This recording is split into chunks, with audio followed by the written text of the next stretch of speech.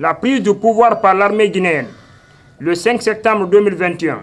a été la conséquence d'une longue lutte démocratique menée par le peuple de Guinée depuis avril 2019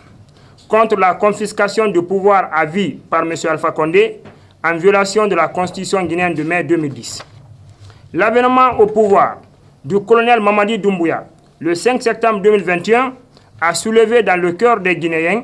confrontés à la malgouvernance et à la répression du régime déchu, l'immense espoir de l'avènement d'une Guinée où l'état de droit et la rupture avec les mauvaises pratiques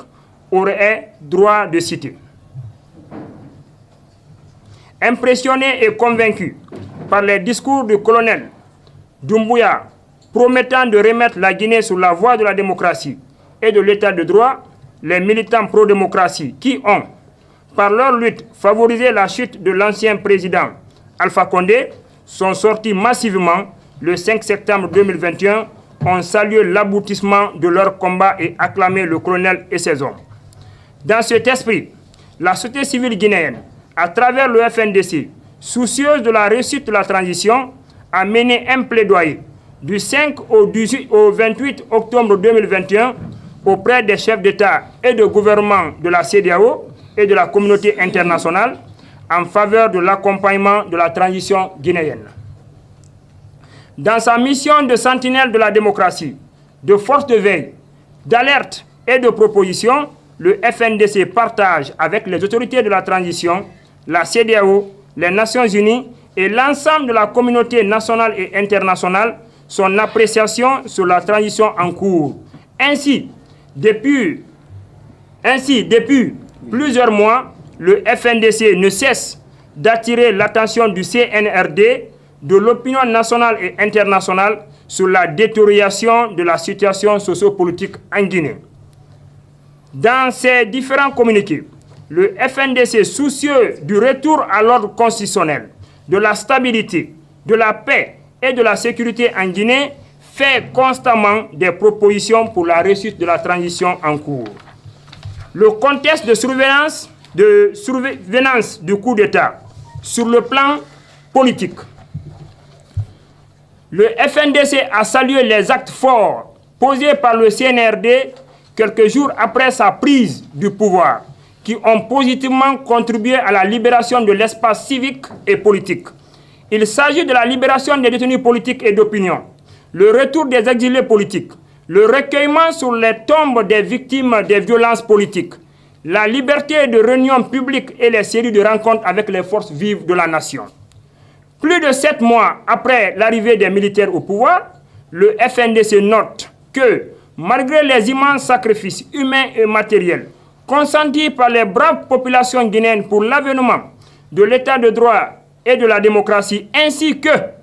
les efforts de la communauté internationale pour prévenir et résoudre les crises politiques et sociales récurrentes qui sapent régulièrement les bases d'une démocratie apaisée, de la stabilité et de la cohésion sociale dans notre pays, le CNRD semble n'avoir tiré aucune leçon ni de la récente transition guinéenne conduite par le CNNDD du capitaine Moussa Dadis Camara et de Sekouba Konaté, ni des tensions nées de l'obstination du président Déchi à briguer un 3e mandat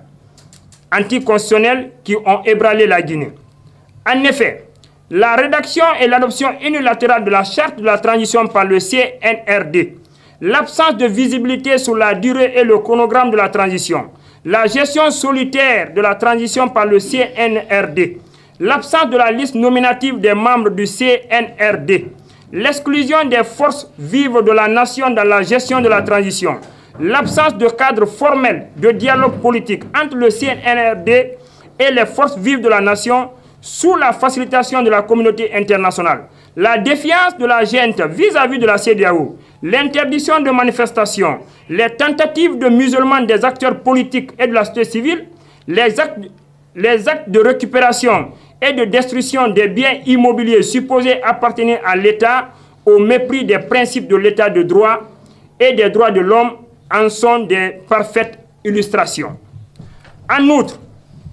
les velléités de la junte de rester longtemps au pouvoir et de conduire seule la transition sans associer les forces vives de la nation sont source de potentielles tensions susceptibles d'installer la Guinée dans un nouveau cycle de violence à même de rallonger la transition et de plonger le pays dans une instabilité aux conséquences sociopolitiques sans précédent.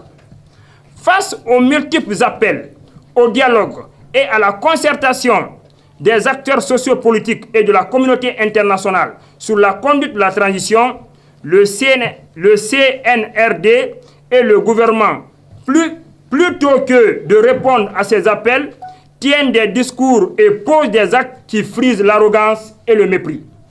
Ces comportements, sans aucun doute, sans doute, à la base des frustrations que ressentent les acteurs politiques, des organisations de la société civile dont les répercussions sur la paix et la stabilité de la transition se font déjà sentir. Au point de vue gouvernance judiciaire, de l'état de droit et des droits de l'homme, la prise du pouvoir par le CNRD le 5 septembre 2021 est intervenue à la suite d'un contexte de tensions sociopolitiques, de répression dans le sang des manifestations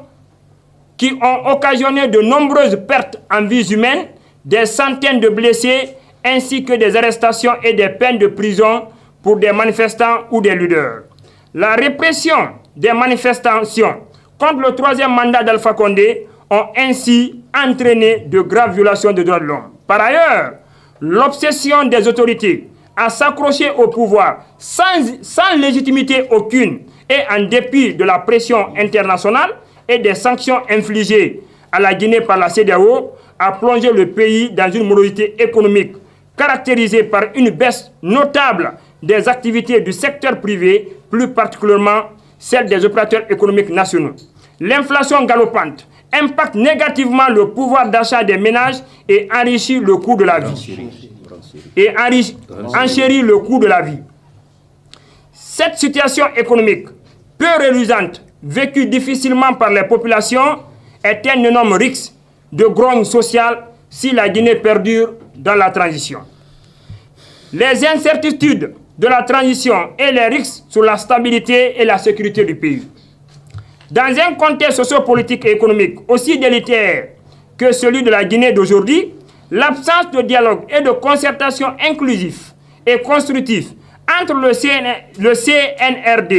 et les forces vives de la nation sur le contenu, la durée et le chronogramme de la transition pour un retour à l'ordre constitutionnel rapide,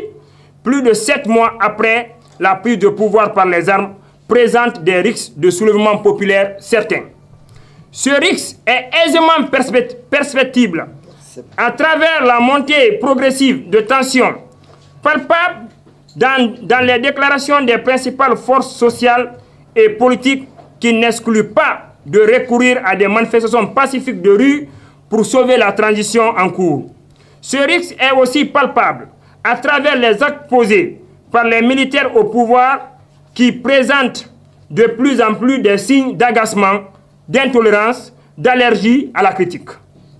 Dans le contexte de la reprise des manifestations, il est à craindre que le recours à la violence d'État soit privilégié par la junte pour étouffer et museler les voix dissonantes et s'éterniser au pouvoir. D'où la nécessité de la présente alerte en vue d'une mobilisation nationale et internationale pour éviter le chaos. Les incertitudes d'une transition à 1000 inconnus. Aujourd'hui, il n'y a pas de tableau de bord connu de la transition en Guinée. La destination où le CNRD veut mener la Guinée n'est pas connue des Guinéens, ni dans le contenu, ni dans la forme.